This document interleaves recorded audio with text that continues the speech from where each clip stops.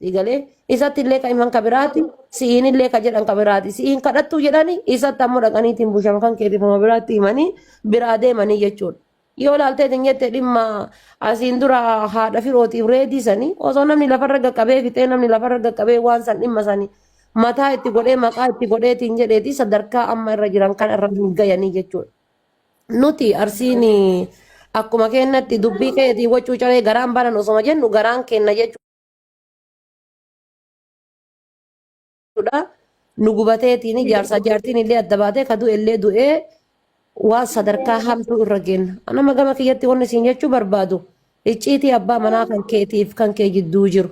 Siigalee anama viidiyoo wayii kan inni sidha yoomama kana waraabanii walii gadi hin deemaniin argama. Icciitii gidduu manaa abbaa manaa keetiitiif kan kee jiru akkanallee jettee akkuma dura gadi nyaatte sanitti akkuma dura gadi liqimsite sanitti akkuma dura bishaan qorraa fi ho'aa irraan gadhudde sanitti ammallee irraan gadhugi.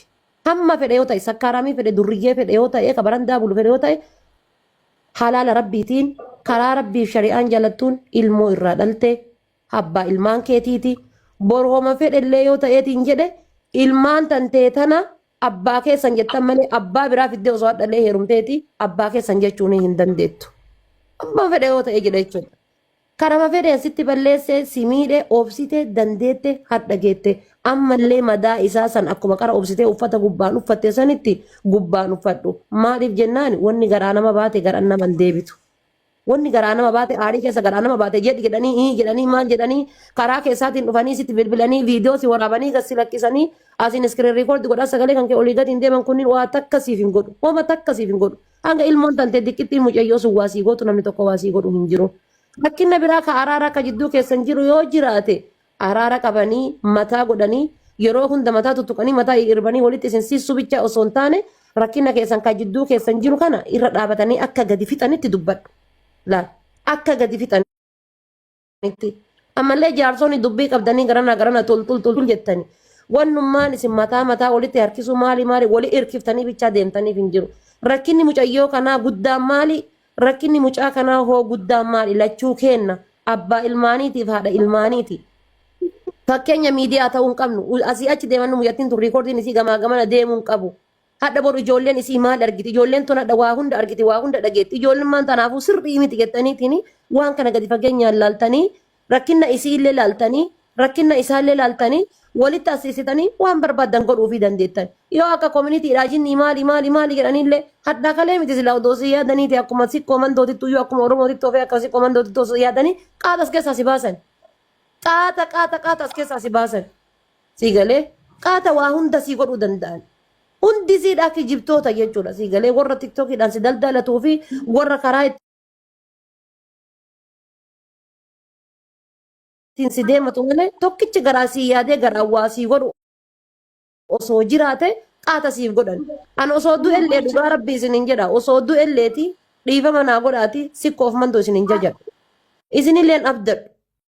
Sila hadha mucattiin tun asirra deemtee yookaan mana amaaraa dhaqaa yookaan garas dhaqaa dhabatu akkana isii godhe. Gaafa madeengadda maaliif mana amaaraa dhatte jettaniitiin isin hafarsitanii annan laalaa ture jechuudha afaan qaqqabadde. Dhabatu ilmoo sarrarraasee ilmoo san isii fuusisee mana amaaraa irra isii deemsisee jechuudha. Isin galee mee giiftar onnummaan kenna meeqa keessantu jira kan asirratti giiftii kennitan. Kan asirratti giiftii gallolaa saartan meeqa keessantu jira. Namnummaan tokko dhaabatee geemii isii tapsiisu jira. Hin jiru jechuudha. Nuti dantaa kennaafuu waliin hin taphannu. Namni hunduu faayidaadhaaf asirra dhufa. Warri biyya kana jiru dantaa kennaafuu anu mataan kiyyaa waliin hin taphannu. Garuu mucatti matana guyyaa mata akka dhuftanii aananii naa bitattu jettanii namnummaan dhuftanii tapsiiftanii irra dhaabatan jira. Hin jiru jechuudha. Hin jirtan. Join iyyuun gootan mana isiidhaa akka miskiinaatitti akka qumaaxaatitti gubbaa kanarra fiiddanii jechuudha. Mee geema beellama takka qabadhu si tapsiifatanii guruppii takka hiitaniitiin tapsisuu danda'e namni tapsisu nama dhabame hin jirtani kaa eessaan asii loltuudha asii lolaadha asiin jinniidha asiin maaliidha hin jirtan kaa bakka sirnyaatitti hin jirtan qilleensa irratti yoo dhaltuu fixattan malee qilleensa irratti yoo beera fixattan malee hin jirtan bakka sirnyaatitti warri leeviliin keessan gugurdate hundi isaa qilleensumarra gugurdate leeviliin keessan.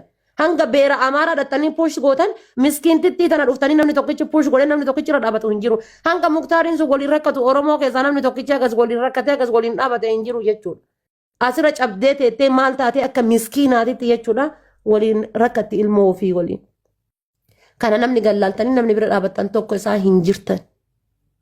Hadda fuutanii garanaan garas hin deemu garanaan deemu isaa fi siilee rarraasuu jette jechuu haasa'e jechuu maayikii itti qabdanii akka nama intarvii godhaa jiruutitti azaa hin godhina. Yoo dandeettan keerii dubbadhaati walitti araarsaa. Yoo dadhabdan ammoo irraa dhaabadhaa akkuma jiraatte sanitti haa jiraattu. Angarama galgala gisee isin asirraa boottu wallaa jalumaayyuu jooyin hin godhu bakka garaa kiyyan na guba ta'aniin. Nan argaan kadhattu maali akkas taate maal taate numa bootti numa maal taate numa akkas taate hay mucattiin tun garaa keessaa sibiila baadhattee teetti kan ciqilee ga'u sibiila taakkuu qabu uffaa keessaa qabdi qaama saalaa isii keessaa qabdi gajjachuuf ol jechuu hin dandeettu ilmoo tana lafaa ol harkisuu hin dandeessu ilmommaan tun osoo harkaa kufte nama gajjadhee lafaa fuudhuu danda'u miti haya namni kana garaa keessa baadhatee dalagachuu hin dandeessu.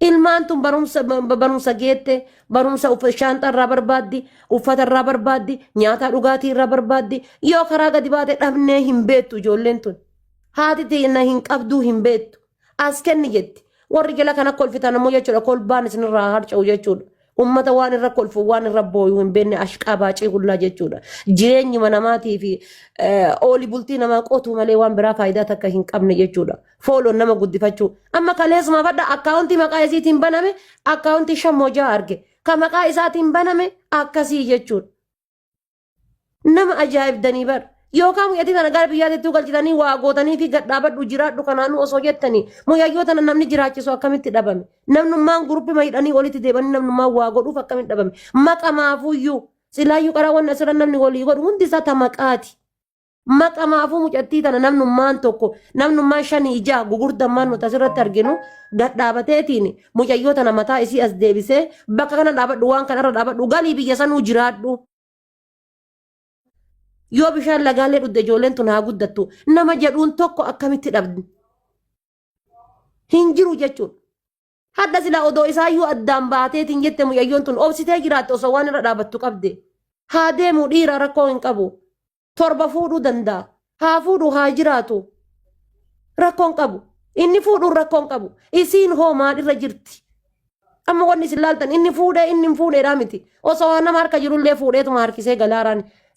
Dubartiin karaa heerumtee mana dhiiraa jirtu tama saanuu qabna yoo jiraatte nama takka yookaan lama hundi keessan masaanuu qabdan kaameraa duubatti harkisee isinitti hin galuu dhabe malee namni masaanuu dhabe hin jiru harkisee galuun isaa ammoo wannummaan haaraa ta'u hin jiru yoo masanillee ta'e jechuudha harkisee galuun isaa haaraa wanni godhu nama godhu hin jiru haa fuudhu mucayyoon tun jireenya barbaaddi waan irra dhaabattu barbaaddi waan itti hirkattu barbaaddi waan dalagattu barbaaddi. Adda biyya kanatti suuqima wayiitu bananii osoo qabaattee sanuma keessa iyyuu teettee bishaan maaqoma kanaayyuu gurgurattee waan galii wayii harkarraa ilmoo isiitiidhaaf ol galu daayiparii ilmoo isiitiif nyaata ilmoo isiitiif ol galuu qabaatte adda mucattiin tuwwan sa'aatii ija keessa nafoo teettee ganama galgala boottee mana amaaraa dhattee mana tigiree dhattee jibbaansa wallaalattee ilmoo isii tanaan gamaa gamana fiidduuf tokko hin jiru jechuudha.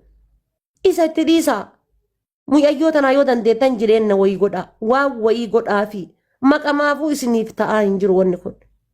Maqama keessaniifuu isiniif ta'aan jiru laalaati gaqqabaati waan wayii godhaa fi ijaaraa fi guruppii addunyaan hammaaranillee diqqeessanii fuudhanillee numa dhumatti mucayyoo tana akka gadhaabattu godha yoo dandeettan akka oromootitti yoo dadhabamte akkuma sikkoof bandootiif akkuma gandaatittuu mucayyoo tanaa waa godha ni qabdani namni dhabdan wayii hin jirtani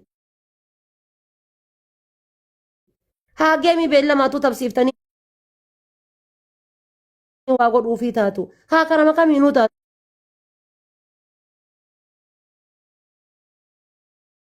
isii itti dhiisaa haalli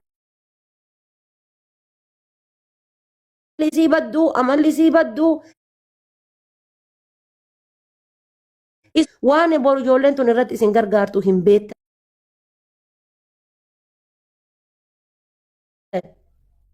hadda mucaa ijoolleen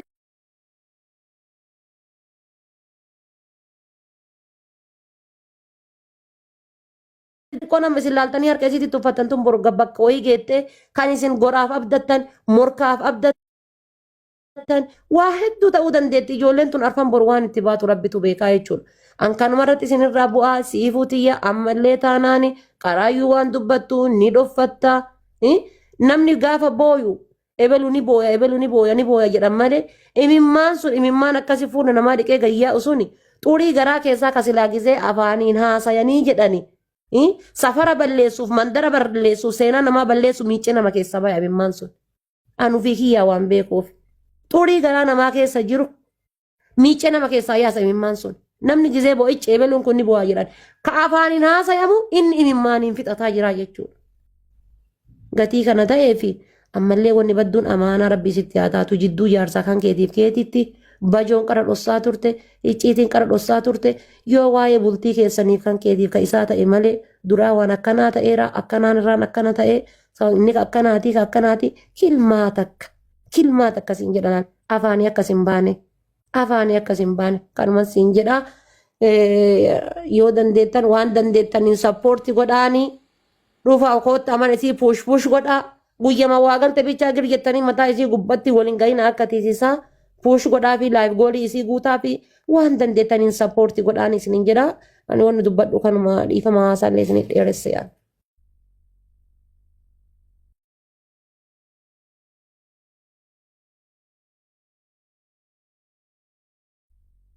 Wanti gara biyyaatitti natti fakkaata isa waan isiin jettu hin beeku ani akkasitti ilaalaa. Dubbadhaa siifu dubbadhu waan dubbattu jira.